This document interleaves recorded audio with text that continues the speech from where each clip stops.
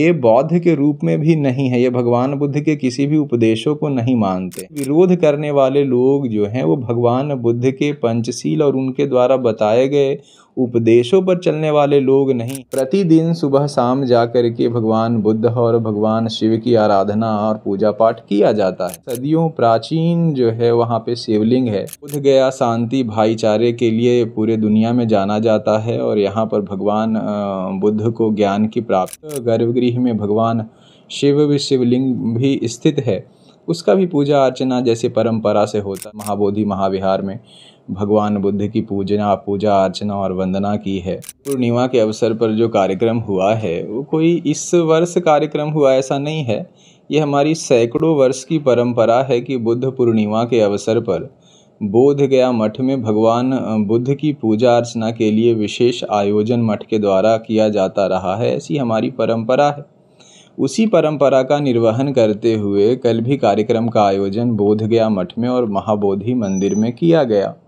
महाबोधि मंदिर में हम लोग ने जाकर के जो हमारी मठ की परंपरा है और जो हिंदू समाज की अवधारणा है कि भगवान बुद्ध की हम लोग पूजा करते हैं, आराधना करते हैं, उसी के अंतर्गत हम लोगों ने कल महाबोधि महाविहार में भगवान बुद्ध की पूजा अर्चना और वंदना की है और बहुत विशेष शुद्धता के साथ में भगवान को भोग लगाने के लिए खीर प्रसाद भी हम लोगों ने बना करके महाबोधि मंदिर ले गए थे और वहाँ हम लोगों ने विशेष पूजा अर्चना किया।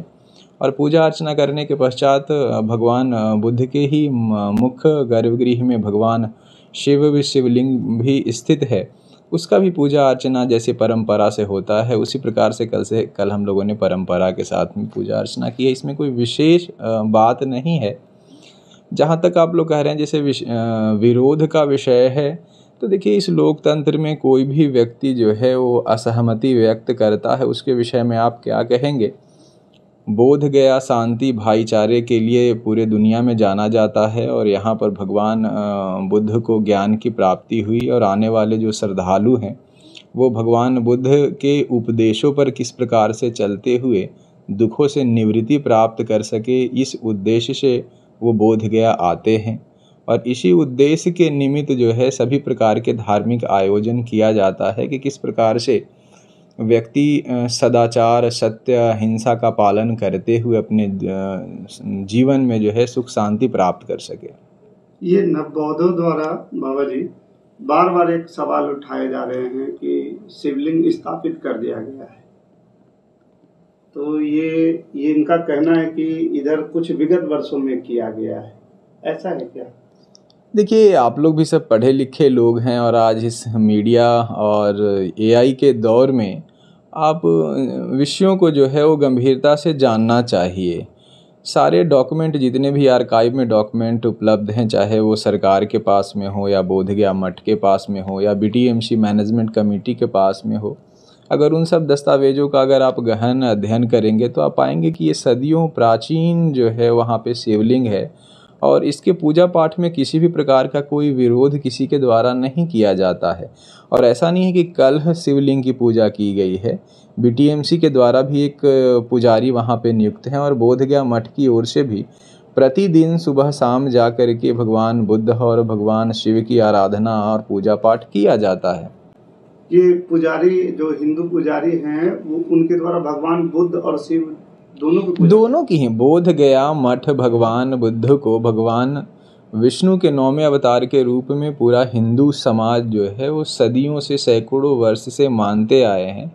हमारी परंपरा में भगवान बुद्ध का वही स्थान है जो भगवान शिव और भगवान विष्णु का है। हम जो है कभी भी भेद दृष्टि से नहीं देखते हैं, तो स्वाभाविक रूप से जो नित्य प्रतिदिन पूजा पाठ होता है कल भी उसी प्रकार से वहाँ पे पूजा पाठ किया गया है। कोई विशेष पूजा पाठ अन्य दिनों के अतिरिक्त नहीं किया गया है। जो हमारी परंपरा है उसी परंपरा का निर्वहन कल किया गया है और उस निर्वहन में यहाँ के स्थानीय समाज विष्णुपद प्रबंधकारिणी समिति के भी अध्यक्ष रहे। आपके यहाँ भी जो बोध गया के जो प्रतिष्ठित लोग रहे जो पूजा पाठ करने जाते हैं महाबोधि मंदिर में, वो गए और सामान्य रूप से पूजा पाठ हुआ। जो लोग ये विरोध कर रहे हैं वो विरोध करने का उनका बस उद्देश्य है कि हमारे समाज को किस प्रकार से विभाजित किया जा सके।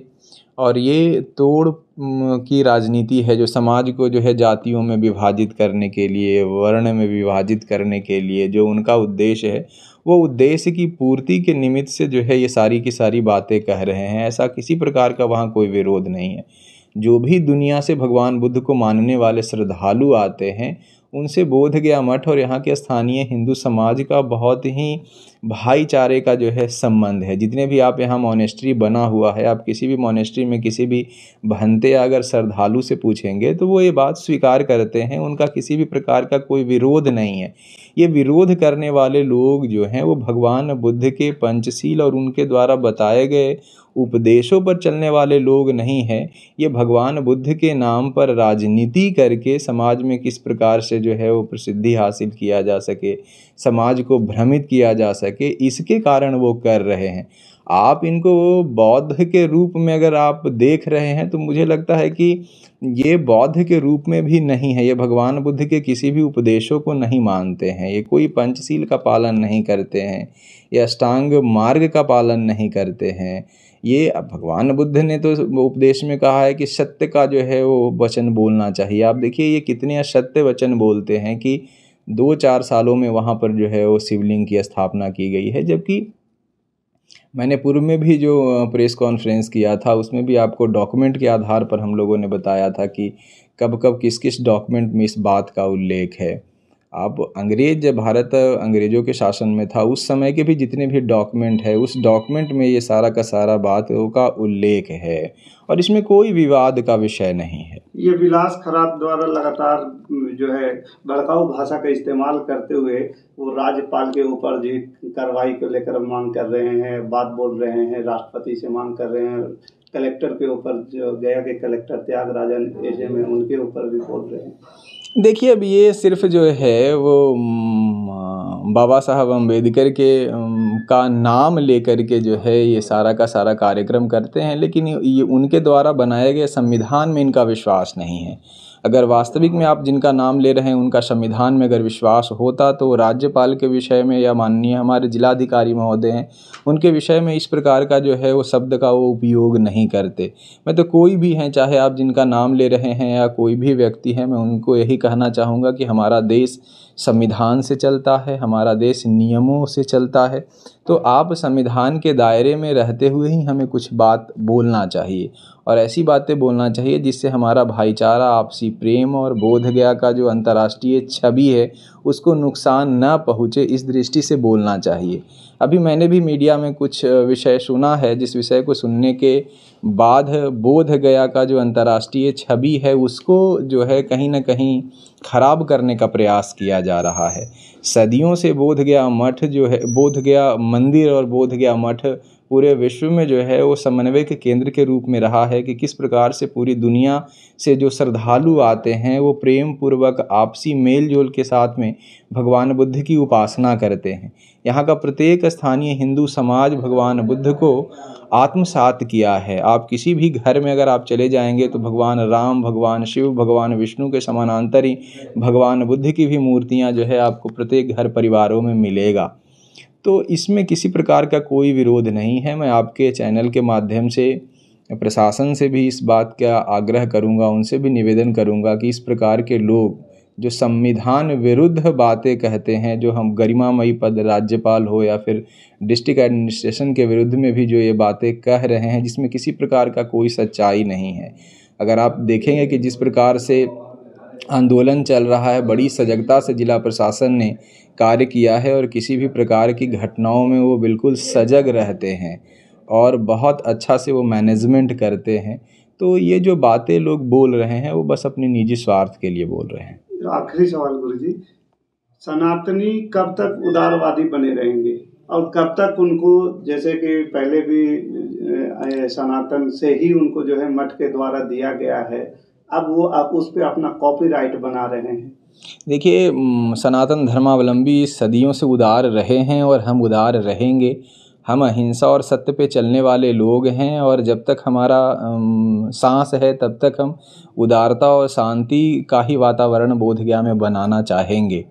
और यह हम सभी का दायित्व है, नैतिक दायित्व है कि बोध गया का जो अंतर्राष्ट्रीय छवि है उस छवि को नुकसान न हो। भगवान बुद्ध ने यहाँ दुख से निवृत्ति का मार्ग बतलाया है, कोई संघर्ष का मार्ग उन्होंने नहीं बतलाया है।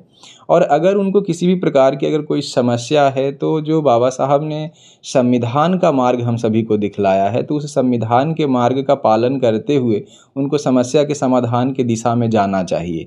सिर्फ संविधान का नाम लेकर के असंवैधानिक बातें बोलना और गरिमामयी पद पे जो बैठे हैं उनके विरुद्ध में जो है किसी प्रकार का स्टेटमेंट देना, ये मुझे लगता है कि कहीं से भी उचित नहीं है।